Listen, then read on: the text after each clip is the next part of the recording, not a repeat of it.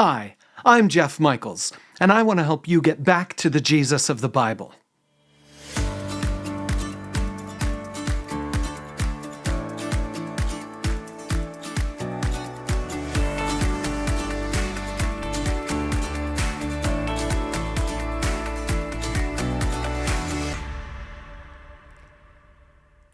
The kingdom of Jesus is a different sort of kingdom. While the kingdoms of the world are based on money and power, the kingdom of Jesus is based on sacrifice. And if we're honest with ourselves, we have to admit that it makes no sense.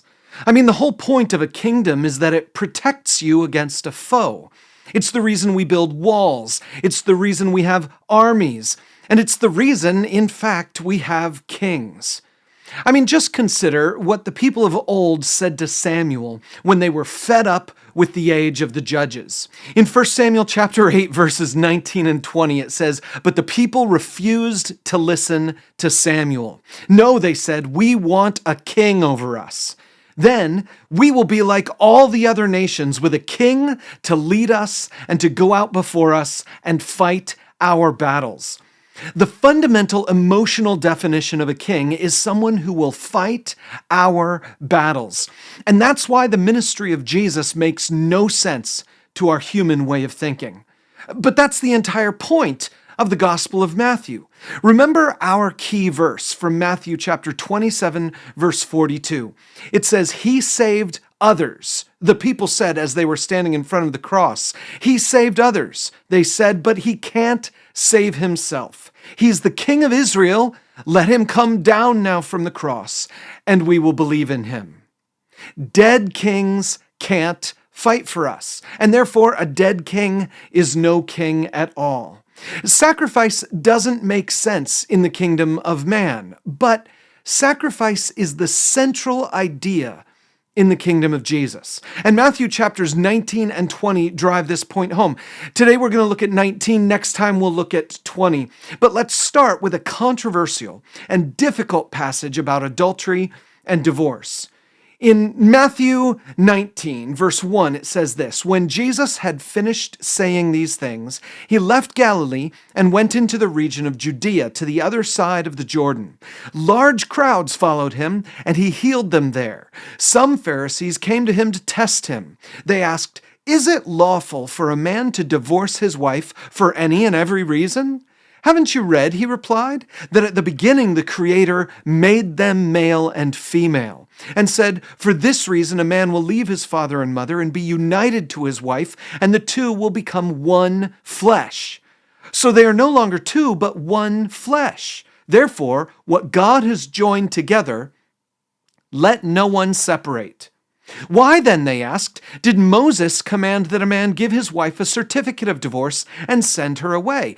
Jesus replied, 'Moses permitted you to divorce your wives because your hearts were hard. But it was not this way from the beginning. I tell you that anyone who divorces his wife, except for sexual immorality, and marries another woman, commits adultery.'"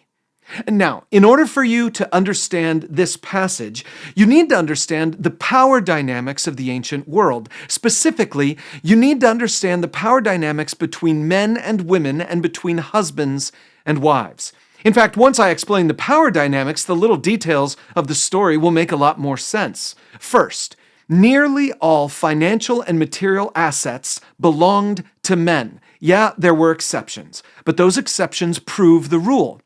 For example, at the end of the book of Numbers, there's a story of some sisters whose father and brothers had all died in the wilderness. They come to Moses and ask whether they can be allowed to possess the inheritance that should have gone to their father and brothers. Moses consulted God, who then said the sisters should be given that inheritance. But here's the key. Moses also commanded them that they could only marry men within their clan so that the inheritance would stay with the family. So what's all that about, you might ask? Well, it's proof that as soon as these women got married, the land would become the property of their husbands.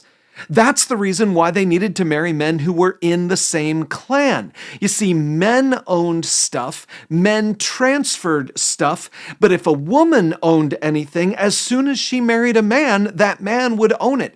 And so in order for this property, this inheritance, to stay in the family, the women could own it. But then they needed to marry a guy who was also in the same family. The exception proves the rule that all property basically belonged to men. Therefore, all income funneled through men. And as a result, a woman detached from a man was homeless and hopeless. So now, come back to the question of the religious leaders. Why then, they ask, did Moses command that a man give his wife a certificate of divorce and send her away? You know, there's actually no passage in the law of Moses describing the process of divorce, but they are referencing a passage in Deuteronomy 24, which has a reference to this exact thing. The passage says that if a man divorces a woman and another man marries her, and then that man divorces her, the first man cannot marry her again. But in that passage, Moses also describes or explains or at least uses as an example the process of divorce. It says this in Deuteronomy 24:1, if a man marries a woman who becomes displeasing to him because he finds something indecent about her, and he writes her a certificate of divorce, gives it to her, and sends her from his house, and then it goes on to say, and if someone else does the same thing, then the first guy can't marry her again. But anyway, here it is in bullet points, and we get the idea that Moses is describing a practice that was already going on that God had allowed them to do. But there's no other passage where Moses actually says, this is what you should do.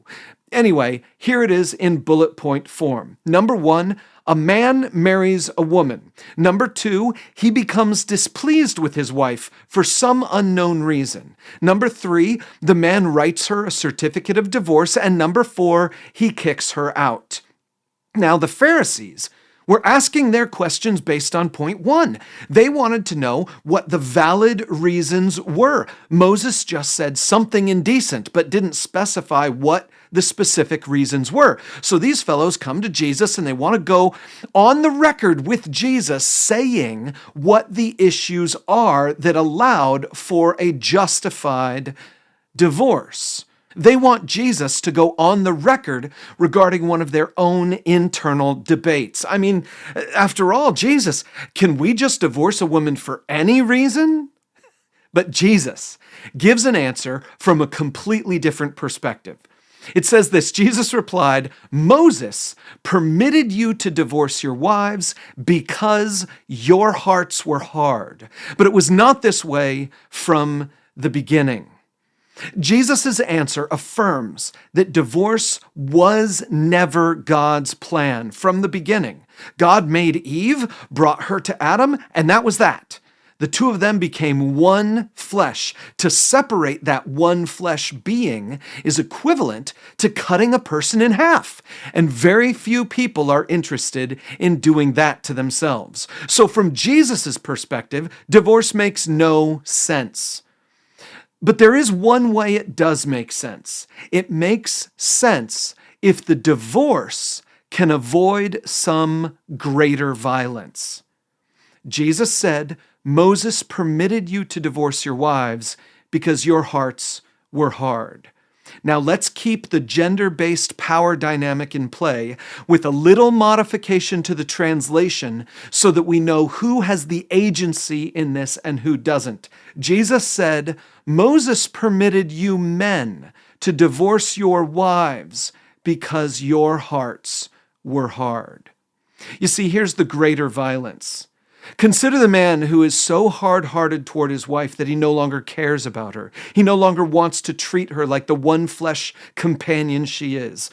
He no longer chooses to love her. He no longer chooses to care for her. What then for her? She can't support herself. The power dynamics of the society will prevent that. She can't be supported by another man. The sexual dynamics of the society will prevent that. She will die. In fact, her only hope is for the hard-hearted man to release her from her marital bond so that another man can take her in. This ancient practice of providing a certificate of divorce was 100% a regulation for the protection of women. The woman could then take the certificate to any other guy, and it would prove that she is actually available, even if everyone knew that she had been the wife of this other man. The certificate is her protection. But Jesus then takes it up a notch by saying that the man who does the divorce commits adultery. Remember back in Matthew 5 when Jesus addressed the same issue? Let me remind you of the principle we learned back then. For Jesus, there is one fundamental definition of marriage, and it's based on the way God originally created it. The fundamental definition of marriage goes like this: husband and wife united for life. According to the teaching of Jesus, if you change any of those words, you no longer have a marriage. Instead, whatever you have is an adulterous relationship. You see, you don't get married, then get divorced, then have an ex-wife in Jesus' way of talking. No, in his way of talking, you had a ceremony, and then you had an adulterous relationship, then you exchanged a piece of paper, and then you had an ex-lover. It doesn't matter if the ceremony was called a marriage at the time. From the perspective of Genesis 2, all you really had was an adulterous relationship. It's not a marriage unless it's a husband and his wife united for life. When one of those parts of the definition fails, the whole thing fails. If you are in a quote-unquote marriage and you want to get a quote-unquote divorce, fine. Moses allowed that to protect the woman as much as she could be protected. But from God's perspective, you will still be considered an adulterer because you invalidated the previous marriage, and the whole relationship up until that point was just an adulterous one. Okay, I want to say one more thing about this because people get confused about this all the time. People will say something to me like, "But I'm divorced. Are you accusing me of being an adulterer?" Or they will ask the same question about someone else they know. They're divorced, or this other person is divorced. Or they might be trying to justify the divorce. Well, I got a divorce because he cheated on me. Doesn't that make it okay? But in both cases, in all of those cases, the person asking the question generally is upset that I seem to be accusing them of being guilty of adultery. They want to be justified. They don't want to feel guilty. And so, I always say the same thing in response. First of all, I'm not saying you're guilty of adultery. Jesus is. Blame him. Secondly, Jesus didn't just accuse you. He accused everyone who ever has had a lustful thought. So I think he's accusing all of us of adultery. And thirdly, if you actually want to be justified, stop trying to defend yourself or your actions or any other decision you've ever made and just start accepting the grace and forgiveness that Jesus offers. You see, we are all guilty. And Jesus came to offer us grace. But it still doesn't change the fact that divorce 100% of the time proves that the prior relationship was not a God-honoring marriage. Divorce might be the lesser of two evils in your case. Divorce might even be the wise choice in your case. But divorce is still equivalent to adultery because it invalidates the husband and wife for life principle. And that's why, once confronted with this truth, that divorce is adultery, the disciples say what they say next. Verse 10, the disciples said to him, "If this is the situation between a husband and wife, it's better not to marry." You see, they get it. They realize that marriage is a huge risk. They realize that as men, they have all the power. They have the financial resources, and they also feel as if they have God's favor. But if they get married, they might get some sexual fulfillment, but they might also be putting their future happiness at risk. And they might be putting their financial happiness at risk too. For the rest of their lives, they will have to care for this woman. And if they ever become displeased with her, they won't be able to send her away without knowing that God disapproves. You see, it's either a lifetime of serving someone else or a lifetime of guilt that you didn't. So it's better not to marry at all, right? Here, Jesus does something that I think probably would have felt insane to everybody around them. Jesus at this point compares the disciples who just made the statement about not marrying to eunuchs. Verse 11, Jesus replied, "Not everyone can accept this word." Remember, they had just said, maybe we shouldn't get married. And Jesus responds basically in agreeing. Well, not anyone can accept this. Verse 11 again says this, Jesus replied, "Not everyone can accept this word, but only those to whom it has been given. For there are eunuchs who were born that way. And there are eunuchs who have been made eunuchs by others. And there are those who choose to live like eunuchs for the sake of the kingdom of heaven. The one who can accept this should accept this." You know why this feels insane? Because eunuchs weren't real men. They didn't have the physical capacities of real men. They had their manliness removed from them, and that means they're effectively like women. In fact, they were worse than women, lower than women. They were the slaves who served the women that belonged to other men. No one respected a eunuch. If you were born that way, you were disgraced. Maybe God is judging you or your family. If you were made that way, you were likewise disgraced. Look at what those people have done to you. And if you, for some reason, were a man who chose to be celibate, well, then what kind of man are you really? I can still hear the accusation of the friends who in my own youth insulted me by calling me a virgin.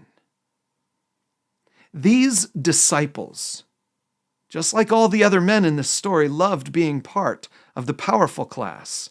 They were real men. They had all the resources. They had all the power. They could make any choices they wanted, and their choices never needed to inconvenience them permanently because they had the endorsement from Moses himself that they could undo their inconvenient choices. Marry this girl, get what you can from her, send her away, find another. It was the masculine dream, was it not? But the kingdom of Jesus is not about power. It's not about holding the cards. It's about using your cards for the sake of others. Kingdom people serve other people. You might marry a woman and sacrifice your own wealth, perhaps your inheritance, perhaps your own prestige to take care of her for as long as you both shall live. She might not fulfill you the way you hoped, but you place those desires on the altar of sacrifice and live your life as a servant to her. Or you might choose to not get married at all, to remain celibate, and to live like a eunuch would, refusing to satisfy your own desires and serving other people instead. That's kingdom living. Kingdom people serve other people. Let me show you one more story from this chapter. After the section on marriage, Matthew spends a few more verses telling us again of a time when Jesus cares for some children. But we'll skip ahead to verse 16, and we read this. Just then, a man came up to Jesus and asked, "Teacher, what good thing must I do to get eternal life?" "Why do you ask me about what is good?" Jesus replied. "There is only one who is good. If you want to enter life, keep the commandments." "Which ones?" he inquired. I have to stop here because this is kind of crazy, but it's exactly what all of us do all the time. You see, someone will tell us there's a thing we need to do, and we will act as if some of those commands are just suggestions. We act as if God is serious about some things he says, but not serious about others. Or we might act as if God is running something like an all-you-can-eat morality buffet, and he's asking you and me to select our own plateful for ourselves. Commands are requirements, not electives. But this man asks the same question we would ask. Which ones, Jesus? Give me the list of the things that I actually need to pay attention to. Tell me what's really going to be on the final exam so I can ignore all the rest of the things. But Jesus replies in a way all of us desperately need to hear. Jesus replied, "You shall not murder. You shall not commit adultery. You shall not steal. You shall not give false testimony. Honor your father and mother, and love your neighbor as yourself. All these I have kept," the young man said. "What do I still lack?" Okay, so I got to ask you, how familiar are you with the Old Testament? Specifically, how familiar are you with the commands of the Old Testament? If I asked you, for example, to make a list of some important commands in the Old Testament, would you be able to make such a list? In fact, if I told you to find me a list of commands in the Old Testament, would you be able to find them? Of course, you should get the hint I'm trying to put out there. The most important list of commands in the Old Testament is the list we call the 10 Commandments. They were given to the people of Israel by God Himself through a voice coming like thunder down from the mountain in Exodus chapter 20. And they are repeated again by Moses in Deuteronomy 5. And do you know what they say? Well, Catholics and Protestants disagree on the exact numbering of the commands. Catholics combine 1 and 2, and then they split number 10 into 2. And so their numbering is a little bit different from the Protestant numbering, but I'm going to give them to you in the Protestant numbering scheme because that's the one I'm most used to. Number 1 is this: no other gods. Number 2, no idols or images or representations of God. Number 3, no misusing God's name. Number 4, honor the Sabbath. Number 5, honor your parents. Number 6, no murder. Number 7, no adultery. Number 8, no stealing. Number 9, no false witness. And number 10, no coveting. Now, consider the list Jesus just mentioned. I'm going to read it again. Jesus says, "You shall not murder." That's number 6. "You shall not commit adultery." Well, that's number 7. "You shall not steal." That's number 8. "You shall not give false testimony." That's number 9. "Honor your father and mother." Interesting, he jumps back to number 5. "And love your neighbor as yourself." Actually, that's not part of the 10, but you can see it as a more generalized, fuzzy version of command number 10. Did you notice anything suspicious about the list Jesus gives? More specifically, do you notice anything lacking from the list Jesus gives?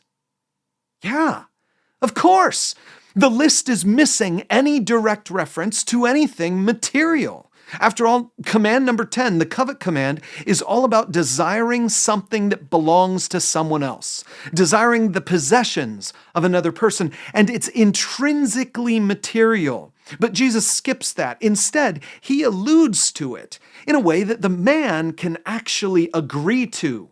The man might have an issue with something along the lines of "don't covet your neighbor's wealth," but the man can agree to "love your neighbor as yourself," because after all, don't we all love other people? Isn't it something we can all agree to, except for maybe those people? But anyway, Jesus gives it to the man in a way the man could agree to, but Jesus avoids mentioning the specifics of greed or covetousness. But more importantly, Jesus also skips over commands 1 through 4, all the commands about your relationship to God. There is nothing in Jesus' list about putting God first in your life. Jesus doesn't even mention the command to love God with all your heart. And to everyone standing by, it would have been obvious what Jesus left out. So when the man asks, "All these I have kept, what do I lack?" the answer is obvious. Love God and kill your greed. So let's read the rest. Jesus answered, "If you want to be perfect, go, sell your possessions and give to the poor, and you will have treasure in heaven. Then come follow me." When the young man heard this, he went away sad, because he had great wealth. Then Jesus said to his disciples, "Truly I tell you, it is hard for someone who is rich to enter the kingdom of heaven. Again I tell you, it is easier for a camel to go through the eye of a needle than for someone who is rich to enter the kingdom of God." When the disciples heard this, they were greatly astonished and asked, "Who then can be saved?" And Jesus looked at them and said, "With man, this is impossible. But with God, all things are possible." Peter answered him, "We've left everything to follow you. What then will there be for us?" Jesus said to them, "Truly I tell you, at the renewal of all things, when the Son of Man sits on his glorious throne, you who have followed me will also sit on 12 thrones, judging the 12 tribes of Israel. And everyone who has left houses or brothers or sisters or father or mother or wife or children or fields for my sake will receive 100 times as much and will inherit eternal life. But many who are first will be last, and many who are last will be first." You know, it's amazing when you think about it. So much of the human experience is all about gaining things for ourselves. We go through school to get grades, to get a job, to get a car and a house and a spouse and a life. We gain for ourselves the means of security and prosperity for ourselves. We see what others have and measure ourselves by it. We see what God can provide and beg Him to provide it. So much of the human experience is wrapped up in the process of gain.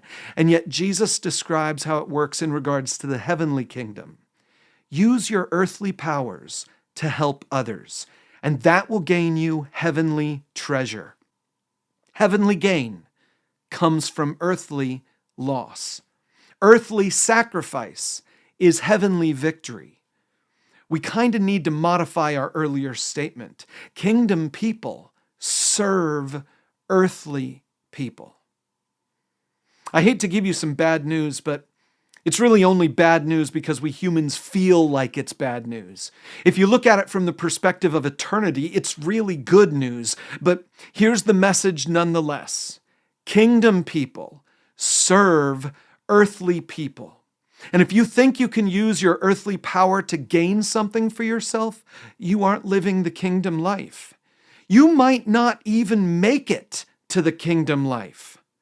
But if you think you can use your earthly power to serve someone else, you will someday discover glorious dividends from that investment, including eternal life itself. The kingdom of Jesus doesn't work like the kingdoms of the world. The ways of this king don't work like the ways of people. His kingdom is backwards. It's upside down. In his kingdom, you win by losing. In his kingdom, you gain by giving. And in his kingdom, you profit from loss. This is a hard word. It seems impossible. But take heart. With God, all things are possible. I hope this has been an encouragement to you.